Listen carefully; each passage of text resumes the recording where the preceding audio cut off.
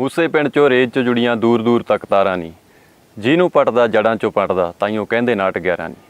ਸਤਿ ਸ਼੍ਰੀ ਅਕਾਲ, ਮੈਂ ਤੁਹਾਡਾ ਆਪਣਾ ਬਿੱਟੂ ਚੱਕਵਾਲਾ। ਅੱਜ ਦੇ ਇਸ ਪ੍ਰੋਗਰਾਮ ਦੇ ਵਿੱਚ ਦੋਸਤੋ ਤੁਸੀਂ ਵੇਖੋਗੇ ਪੰਜਾਬੀ ਸੰਗੀਤ ਇੰਡਸਟਰੀ ਦੇ ਨਾਟ 11 ਨਾਲ ਇੱਕ ਵੱਡੀ ਮੁਲਾਕਾਤ। ਇਸ ਮੁਲਾਕਾਤ ਦੇ ਵਿੱਚ ਦੋਸਤੋ ਆਪਾਂ ਜਿਸ ਤਰ੍ਹਾਂ ਤੁਸੀਂ ਨਾਟ 11 ਸ਼ਬਦ ਤੋਂ ਹੀ ਇਸ ਪ੍ਰੋਗਰਾਮ ਦੀ ਸ਼ੁਰੂਆਤ ਤੋਂ ਹੀ ਸਮਝ ਗਏ ਹੋਵੋਗੇ ਕਿ ਸਿੱਧੂ ਮੂਸੇਵਾਲੇ ਨੂੰ ਅਸੀਂ ਤੁਹਾਡੇ ਰੂਬਰੂ ਕਰਨ ਜਾ ਰਹੇ ਹਾਂ। ਬਾਈ ਜੀ ਬਹੁਤ ਬਹੁਤ ਸਵਾਗਤ। ਸਤਿ ਸ਼੍ਰੀ ਅਕਾਲ ਜੀ। ਦੋਸਤੋ ਸਿੱਧੂ ਬਾਈ ਹੋਰਾਂ ਨਾਲ ਬਹੁਤ ਸਾਰੀਆਂ ਗੱਲਾਂ ਬਾਤਾਂ ਜਿਸ ਤਰ੍ਹਾਂ ਆਪਾਂ ਤੁਹਾਨੂੰ ਦੱਸਿਆ ਸੀ ਕਿ ਉਹਨਾਂ ਦੀ ਜ਼ਿੰਦਗੀ ਦੇ ਬਾਬਤਾਂ 'ਚ ਆਪਾਂ ਕਰਨੀਆਂ ਨੇ, ਤੇ ਬਹੁਤ ਸਾਰੀਆਂ ਗੱਲਾਂ ਜਿਹੜੀਆਂ ਕਦੇ ਵੀ ਨਹੀਂ ਅਧੇੜੀਆਂ ਗਈਆਂ ਅੱਜ ਦੇ ਇਸ ਪ੍ਰੋਗਰਾਮ ਦੇ ਵਿੱਚ ਆਪਾਂ ਪੂਰੀ ਕੋਸ਼ਿਸ਼ ਕਰਾਂਗੇ ਕਿ ਉਹਨਾਂ ਦੀ ਜ਼ਿੰਦਗੀ ਦੇ ਹਰ ਪਹਿਲੂ ਨੂੰ ਛੋਇਆ ਜਾਵੇ। ਜਦੋਂ ਵੀ ਤੁਹਾਡੇ ਨਾਲ ਕੋਈ ਗੱਲਬਾਤ ਹੁੰਦੀ ਹੈ ਜਾਂ ਕੋਈ ਇੰਟਰਵਿਊ ਵੇਖਦੇ ਆ ਜਾਂ ਕਿਤੇ ਤੁਹਾਨੂੰ ਮਿਲੀਦਾ ਤਾਂ ਤੁਸੀਂ ਅਕਸਰ ਹੀ ਨੀਵੀਂ ਪਾ ਕੇ ਰੱਖਦੇ ਹੋ। ਲਹਿਜਾ ਤੁਹਾਡਾ ਬੜਾ ਸਲੀਕੇਦਾਰ ਹੁੰਦਾ, ਬੜੀ ਨਰਮਾਈ ਹੁੰਦੀ ਹੈ। ਜਦੋਂ ਵੀ ਗਾਣਿਆਂ 'ਚ ਆਉਂਦੇ ਹੋ ਤਾਂ ਬਾਕੀ ਕਿਸੇ ਨਾ ਕਿਸੇ ਦੇ ਗਲ ਵਿੱਚ ਹੱਥ ਪਾਇਆ ਹੁੰਦਾ। ਇਹ ਫਰਕ ਕਿੱਥੇ ਆ? ਜਿੱਥੇ ਜਿਹੋ ਜਿਹਾ ਕਹਿੰਦੇ ਹੁੰਦੇ ਵੀ ਜੈਸਾ ਦੇਸ ਵੈਸਾ ਭੇਸ, ਜਿੱਥੇ ਜਿਹੋ ਜਿਹਾ ਮਾਹੌਲ ਮਿਲਦਾ, ਜਿੱਥੇ ਇੱਜ਼ਤ ਮਿਲਦੀ ਤਾਂ ਉੱਥੇ ਇੱਜ਼ਤ ਕਰੋ। ਠੀਕ ਆ, ਉਹ ਕੰਪੀਟੀਸ਼ਨ ਆਪਣੀ ਜਗ੍ਹਾ ਹੈਗਾ, ਸਿੰਗਿੰਗ ਆਪਣੀ ਜਗ੍ਹਾ ਹੈਗੀ। ਉਹ ਇੱਕ ਯਾਨੀ ਕਿ ਆਪਾਂ ਕਹਿੰਦੇ ਵੀ ਕੰਪੀਟੀਸ਼ਨ ਆ, ਉੱਥੇ ਉੱਦਾਂ ਦਾ ਬਿਹੇਵ ਕਰਨਾ ਪੈਂਦਾ। ਠੀਕ ਆ, ਉੱਦਾਂ ਜਿੰਨੇ ਤੁਸੀਂ ਮੈਨੂੰ ਮਿਲੇ ਹੋਗੇ, ਤੁਸੀਂ ਹੁਣ ਜਿਵੇਂ ਤੁਸੀਂ ਕਿਹਾ ਹੀ ਹੈ ਨਾ, ਜਿੰਨੇ ਨਾਲ ਜਿਹਨਾਂ ਮੇਰੇ ਬਾਰੇ ਪਤਾ ਉਹਨਾਂ ਨੂੰ ਪਤਾ ਹੀ ਹੈ ਸੀ। ਬਿਲਕੁਲ। ਉਹ ਫਿਰ ਉਸ ਹਿਸਾਬ ਨਾਲ ਪ੍ਰੋਫੈਸ਼ਨ ਦੇ ਹਿਸਾਬ ਨਾਲ ਚੱਲਣਾ ਪੈਂਦਾ। ਗਾਇਕੀ ਆ ਜਿਹੜੀ ਉਹ ਇੱਕ ਅਜਿਹਾ ਪ੍ਰੋਫੈਸ਼ਨ ਆ ਜਿਹਦੇ ਵਿੱਚ ਗਾਉਣਾ ਵਜਾਉਣਾ, ਰਿਆਜ਼ ਆ, ਗੀਤਕਾਰੀ ਆ, ਚੰਗਾ ਸਲੀਕੇਦਾਰ ਕੰਮ ਨੇ। ਪਰ ਜਦੋਂ ਦਾ ਕਹਿੰਦੇ ਸਿੱਧੂ ਆਇਆ ਉਦੋਂ ਦੀਆਂ AK-47 ਬੜੀ ਮਾਰ ਧਾੜ, ਬੜੀ ਕੁੱਟਮਾਰ ਗਾਣਿਆਂ ਦੇ ਵਿੱਚ। ਪਹਿਲਾਂ ਗੁੱਗੂ ਗਿੱਲ ਦੇ ਫਿਲਮਾਂ ਦੇ ਵਿੱਚ ਵੇਖਦੇ ਹੁੰਦੇ ਸੀ, ਕਹਿੰਦੇ ਸਿੱਧੂ ਨੇ ਮੁੜ ਜਿਉਂਦਾ ਕਰਤਾ, ਉਸ ਤੋਂ ਵੀ ਗਾਂਹ ਵੱਧ ਗਿਆ।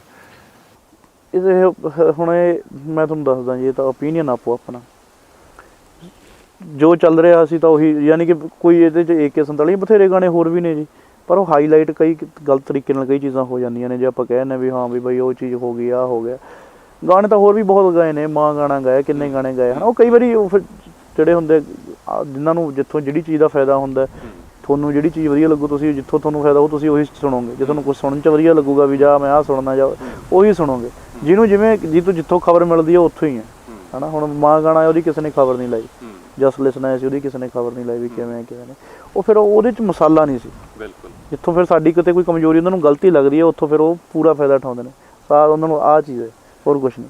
ਸਿੱਧੂ ਬਾਈ ਤੁਸੀਂ ਅਕਸਰ ਹੀ ਆਪਣੇ ਗਾਣਿਆਂ 'ਚ ਗਾਉਂਦੇ ਹੋ ਕਿ ਮੌਤ ਦੀ ਵੇਟ 'ਚ ਜਿਉਂਦੇ ਆ, ਸਾਡਾ ਲਿਵਿੰਗ ਸਟੈਂਡ ਹੈ ਟੇਢਾ ਹੀ। ਇਹ ਜਿਹੜਾ ਲਿਵਿੰਗ ਸਟੈਂਡ ਆ ਤੁਹਾਡਾ, ਸਟੈਂਡਰਡ ਆ ਤੁਹਾਡਾ, ਲਿਵਿੰਗ ਦਾ ਸਟਾਈਲ ਹੈ ਜੋ ਵੀ ਹੈ, ਇਹ ਤਾਂ ਟੇਢਾ ਕਿਉਂ ਆ? ਇੰਨਾ ਤੁਸੀਂ ਹਟ ਕੇ ਕਿਉਂ ਲੀਹ ਪਾੜ ਕੇ ਚੱਲ ਰਹੇ ਹੋ? ਲੀਹ ਪਾੜਨਾ ਇੱਕ ਅਲੱਗ ਗੱਲ ਹੈ। ਇਹ ਤਾਂ ਆਪਾਂ ਨੂੰ ਆਪਣੇ ਪੁਰਖੇ ਦੱਸਦੇ ਨੇ ਵੀ ਜਿਉਣਾ ਝੂਠ ਤੇ ਮਰਨਾ ਸੱਚ। ਠੀਕ ਹੈ ਨਾ ਜੀ। ਆਪਣੇ ਮੁਤਾਬਿਕ ਆਪਣਾ ਜਨਮ ਦਿਨ ਆ ਰਿਹਾ, ਤੁਸੀਂ ਜਿਉਣਾ ਨਹੀਂ ਚਾਹੁੰਦੇ? ਨਹੀਂ, ਕਿਉਂ ਨਹੀਂ, ਅਸੀਂ ਜਿਉ ਰਹੇ ਹਾਂ, ਟੌਰ ਨਾਲ ਜਿਉ ਰਹੇ ਹਾਂ, ਉਹਦਾ ਵਧੀਆ ਜ਼ਿੰਦਗੀ ਜਿਉ ਰਹੇ। ਪਰ ਇਹ ਗੱਲ ਮੈਂ ਤੁਹਾਨੂੰ ਉਹੀ ਐਕਸਪਲੇਨ ਕਰਨੀ ਚਾਹੁੰਦਾ ਸੀ ਵੀ ਜਿਉਣਾ ਝੂਠ ਤੇ ਮਰਨਾ ਸੱਚ। ਡੇ ਬਾਏ ਡੇ ਆਪਾਂ ਇਹ ਕਹਿੰਦੇ ਆਪਾਂ ਵੱਡੇ ਹੋ ਰਹੇ ਹਾਂ, ਆਪਾਂ ਘਟ ਰਹੇ ਹਾਂ। ਆਪਾਂ ਹਰੇਕ ਬਰਥਡੇ ਮਨਾਉਣੇ ਵੀ ਹਾਂ ਮੇਰਾ ਬਰਥਡੇ ਆ ਗਿਆ, ਆਪਣੀ ਹਰੇਕ ਜ਼ਿੰਦਗੀ ਦਾ ਸਾਲ ਘਟ ਰਿਹਾ ਹੈ ਨਾ। ਜਿਵੇਂ 14 ਤਰੀਕ ਹੋ ਗਈ ਵੀਰੇ, 14 ਤਰੀਕ ਦਾ ਜਿੰਨੇ ਹੁਣ ਟਾਈਮ ਵੱਜਿਆ ਹੋਇਆ ਆਪਣੇ ਕੋਲ 12:15 ਹੋਇਆ ਨਾ। 12:15 ਇਹ ਮੁੜ ਕੇ ਆਉਣੇ ਨੇ ਨਾ 14 ਤਰੀਕ ਆਉਣੀ ਹੈ। ਜਿਹੜਾ ਅੱਜ ਦਿਨ ਆ ਉਹ ਦਿਨ ਹੀ ਵਾਪਸ ਆਉਣਾ। ਠੀਕ ਹੈ ਨਾ। ਵੀ ਇਹ ਚੀਜ਼ਾਂ ਵੀ ਯਾਨੀ ਕਿ ਵੀ ਅਸੀਂ ਤਾਂ ਜ਼ਿੰਦਗੀ ਜਿਉਂ ਹੀ ਰਹੇ ਹਾਂ, ਆਪਾਂ ਡੇ ਬਾਏ ਡੇ ਪਾਸ ਕਰ ਰਹੇ ਹਾਂ। ਵੀ ਮੈਂ ਉਹ ਚੀਜ਼ ਲਿਖੀ ਹੈ ਵੀ ਅਸੀਂ ਮੌਤ ਦੀ ਵੇਟ 'ਚ ਜਿਉਂਦੇ ਹਾਂ। ਵੀ ਇਸ ਚੀਜ਼ ਤੋਂ ਖੌਫ ਨਾ ਖਾਓ, ਇਸ ਚੀਜ਼ ਤੋਂ ਸਿੱਖੋ ਵੀ ਡੇ ਬਾਏ ਡੇ ਘਟ ਰਹੇ। ਜੇ ਕੁਛ ਨਾ ਕੁਛ ਆਪਾਂ ਚੰਗਾ ਕਰ ਸਕਦੇ ਹਾਂ, ਗੈਦਰ ਕਰ ਸਕਦੇ ਤਾਂ ਕਰੋ। ਮੇਰਾ ਕੋਈ ਉਹ ਨਹੀਂ ਹੈਗਾ ਵੀ ਕੋਈ ਕਿਸੇ ਨੂੰ ਮਾਰ ਦੇਣਾ ਜਾਂ ਅਸੀਂ ਕਿਸੇ ਨੂੰ ਮਾਰ ਦੇਣਾ, ਕੋਈ ਰੌਲੇ ਵਾਲੀ ਗੱਲ ਨਹੀਂ। ਮਰਨਾ ਮਰਾਉਣਾ ਤਾਂ ਜੋ ਵਾਹਿਗੁਰੂ ਨੇ ਜਿੱਥੇ ਲਕੀਰ ਮਾਰਤੀ ਉੱਥੇ ਹੀ ਹੋਣਾ ਸਾਰਾ ਕੁਛ। ਵੀ ਉਹ ਸਿਸਟਮ ਯਾਨੀ ਕਿ ਜਦੋਂ ਆਪਾਂ ਲਿਖਦੇ ਹਾਂ, ਕਈ ਵਾਰੀ ਤੁਹਾਡੇ ਆਸੇ ਪਾਸੇ ਮਾਹੌਲ ਇੱਦਾਂ ਦਾ ਹੁੰਦਾ ਵੀ ਤੁਸੀਂ ਉਸ ਚੀਜ਼ਾਂ ਸਿਰਜੀਆਂ ਜਾਂਦੀਆਂ ਨੇ, ਤੁਸੀਂ ਬੋਲੀਆਂ ਜਾਂਦੀਆਂ ਨੇ, ਲਿਖੀਆਂ ਜਾਂਦੀਆਂ ਨੇ। ਬਸ ਇਸ ਚੀਜ਼ ਦੇ ਉਹ ਜਿਹੜੀ ਪਰਟੀਕੂਲਰ ਲਾਈਨ ਸੀ ਇਸ ਦੇ ਮੁਤਾਬਿਕ ਸੀ ਉਹ। ਜੇ ਮੈਂ ਇੱਕ ਗੱਲ ਪੁੱਛਾਂ ਅਗਲੀ, ਉਹਦੇ 'ਚ ਮੇਰੇ ਮਨ 'ਚ ਇੱਕ ਸਵਾਲ ਆ ਰਿਹਾ। ਜਿਵੇਂ ਮੈਂ ਤੁਹਾਡੇ ਗਾਣਿਆਂ 'ਚ ਜਾਂ ਤੁਹਾਡੇ ਜਦੋਂ ਤੁਸੀਂ ਲਾਈਵ ਆਉਂਦੇ ਹੋ ਕਿਤੇ ਵੀ ਕਿਸੇ ਸੋਸ਼ਲ ਮੀਡੀਆ 'ਤੇ, ਤੁਹਾਡੀਆਂ ਬਹੁਤੀਆਂ ਗੱਲਾਂ 'ਚੋਂ ਇੱਦਾਂ ਲੱਗਦਾ ਹੁੰਦਾ ਯਾਰ ਕੋਈ ਗੱਲ ਨਹੀਂ, ਦੇਖ ਲਾਂਗੇ, ਚੱਕ ਦਿਆਂਗੇ, ਕਰ ਦਿਆਂਗੇ, ਕੋਈ ਗੱਲ ਨਹੀਂ, ਮੱਥੇ ਸਾਹਮਣੇ ਟੱਕਰੋ। ਤੁਹਾਡੇ ਵੈਰੀ ਜ਼ਿਆਦਾ ਨੇ ਕਿ ਤੁਹਾਨੂੰ ਚਾਹੁਣ ਵਾਲੇ ਜ਼ਿਆਦਾ ਨੇ? ਚਾਹੁਣ ਵਾਲੇ ਤਾਂ ਓਬਵੀਅਸ ਗੱਲ ਬਹੁਤ ਜ਼ਿਆਦਾ ਨੇ ਜੀ, ਹੈ ਨਾ। ਚਾਹੁਣ ਵਾਲਿਆਂ ਕਰਕੇ ਪਤਾ ਗੱਲ ਕੀ ਹੁੰਦੀ ਹੈ, ਮੈਂ ਤੁਹਾਨੂੰ ਦੱਸਦਾ। ਕਈ ਵਾਰੀ ਨਾ ਹੁਣ ਮੈਂ ਇਕੱਲਾ ਇਨਸਾਨ ਆ, ਆਪਾਂ ਕੋਈ ਵੀ ਬਾਹਲੇ ਕੋਈ ਸ਼ਾਹੀ ਖਾਨਦਾਨਾਂ 'ਚੋਂ ਨਹੀਂ ਹੈਗੇ ਵੀ ਜਿੱਥੇ ਸਾਨੂੰ ਰਾਜ ਕਰਨਾ, ਸਿਆਸਤ ਕਰਨੀ ਜਾਂ ਵੀ ਕਿਸ ਟਾਈਮ ਕਿਹੜਾ ਪਾਰਟੀਕੂਲਰ ਬਿਆਨ ਦੇਣਾ, ਕਿੰਨੇ ਸ਼ਬਦ ਬੋਲਣੇ ਆ। ਬਿਲਕੁਲ। 2 ਸਾਲ ਹਜੇ ਮੈਂ ਕਹਿੰਦਾ ਮੇਰੇ ਕਰੀਅਰ 2-3-2.5 ਸਾਲ ਹੋਏ ਨੇ ਕਰੀਅਰ ਦੇ ਸਟਾਰਟ ਹੋਏ। ਵੀ ਹੌਲੀ ਹੌਲੀ ਡੇ ਬਾਏ ਡੇ ਗਰੋ ਹੋਈ ਜਾਂਦੇ ਆ, ਹੈ ਨਾ। ਕਈ ਚੀਜ਼ਾਂ ਇਹੋ ਜਿਹੀਆਂ ਹੁੰਦੀਆਂ ਕਈ ਵਾਰੀ ਵੀ ਆਪਾਂ ਉਹਨਾਂ ਚੀਜ਼ਾਂ ਤੇ ਕੰਟਰੋਲ ਨਹੀਂ ਕਰ ਸਕਦੇ ਹਨਾ। ਤੇ ਨਾ ਹੀ ਆਪਾਂ ਕਦੇ ਇੰਨੇ ਗਿੱਜੇ ਹੋਏ ਆ ਵੀ ਅਸੀਂ ਆ ਜਿੰਨੇ ਜੋ ਸਾਡੇ ਤੇ ਆਪਣੇ ਤੇ ਕੋਈ ਪ੍ਰੋਬਲਮ ਆਉਂਦੀਆਂ ਨੇ ਵੀ ਆਪਾਂ ਉਹਨੂੰ ਸਾਰਿਆਂ ਨੂੰ ਅਬਜ਼ਰਵ ਕਰ, ਕਈ ਵਾਰੀ ਬੋਲਿਆ ਵੀ ਜਾਂਦਾ ਜੀ ਹਨਾ।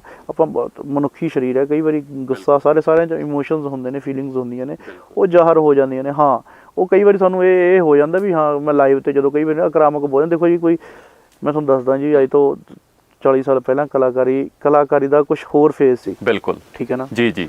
ਉਹ ਪਾਰਟੀਕੂਲਰ ਡਾਊਨ ਟੂ ਅਰਥ ਨਿਮਿਆਣ 'ਚ ਰਹਿਣ ਵਾਲੇ ਬੰਦੇ ਸੀ। ਕਦੇ ਉਹਨਾਂ ਨੇ ਜਦੋਂ ਵੀ ਕੋਈ ਕੁਝ ਕਹਿਣਾ ਤਾਂ ਉਹਨਾਂ ਨੇ ਕਹਿਣਾ ਜੀ ਸੰਗਤੇ ਹੱਥ ਬੰਨ੍ਹ ਕੇ। ਬਿਲਕੁਲ ਬਿਲਕੁਲ। ਵੀ ਜੋ ਇਹ ਪ੍ਰੋਫੈਸ਼ਨ ਕਿਸੇ ਹੋਰ ਲੋਕਾਂ ਦਾ ਸੀ, ਇਹ ਪ੍ਰੋਫੈਸ਼ਨ ਦੇ ਵਿੱਚ ਉਹ ਬੰਦੇ ਵੜ ਗਏ ਜਿਨ੍ਹਾਂ ਦੀ ਖੁਰਾਕ ਮੋਟੀ ਸੀ।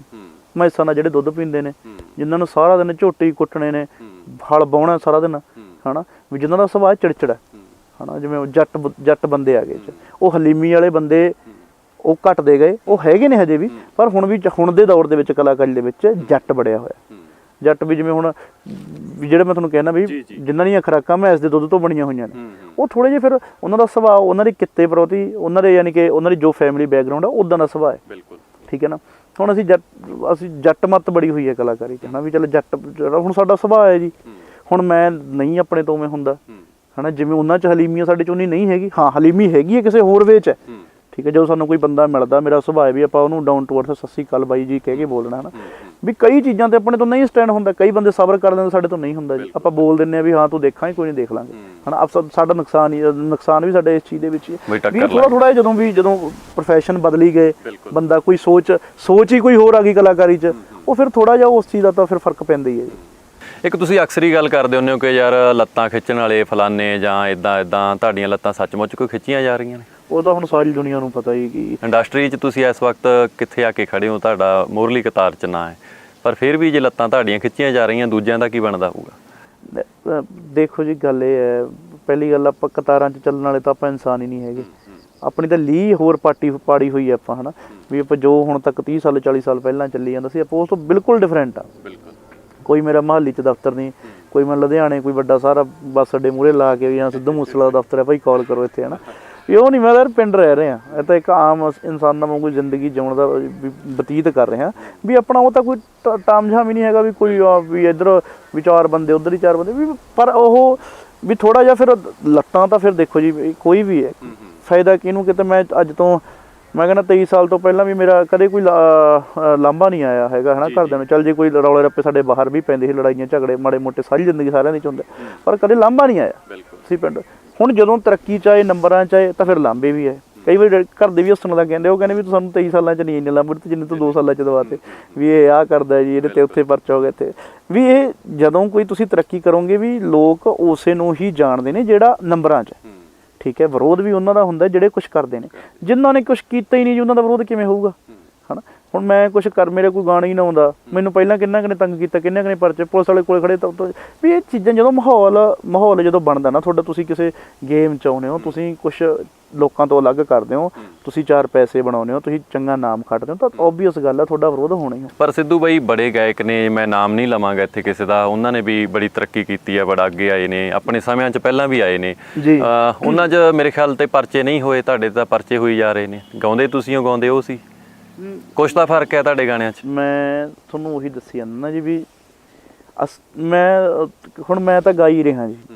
ਹੁਣ ਮੈਂ ਤੁਸੀਂ ਦੇਖਿਆ ਵੀ ਮੈਂ ਜਾ ਕੇ ਕਿਸੇ ਦੇ ਗੋਲੀ ਮਾਰਤੀ ਜਾਂ ਕਿਸੇ ਨੂੰ ਕੁਛ, ਮੈਂ ਸਿਰਫ ਕੰਮ ਕਰ ਰਿਹਾ। ਤੁਹਾਡੇ ਸ਼ਬਦ ਦੀ ਗੋਲੀਆਂ ਵਰਗੇ ਕਹਿੰਦੇ ਹੋ ਸਕਦਾ ਜੀ, ਓਪੀਨੀਅਨ ਹਰੇਕ। ਸਦਾਮ ਹੁਸੈਨ ਦੇ ਬੋਲਾਂ ਵਰਗੇ।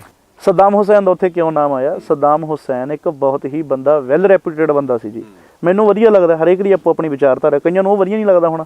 ਉਹ ਆਪਣੇ ਦੇਸ਼ ਵਾਸਤੇ ਚੰਗਾ ਸੀ, ਜਿੰਨਾ ਕੁ ਉਹਦੇ ਬਾਰੇ ਮੈਂ ਪੜ੍ਹਿਆ, ਜਿੰਨਾ ਕੁ ਮੈਨੂੰ ਉਹਦੇ ਬਾਰੇ ਨੌਲੇਜ ਹੈ, ਮੈਨੂੰ ਵਧੀਆ ਲੱਗਿਆ ਵੀ ਇਹ ਬੰਦਾ ਠੀਕ ਹੈ ਯਾਰ। ਉਹਨੇ ਇੱਕ ਠੋਕ ਕੇ ਬਿਆਨ ਕੀਤਾ ਅਦਾਲਤ ਮੂਹਰੇ।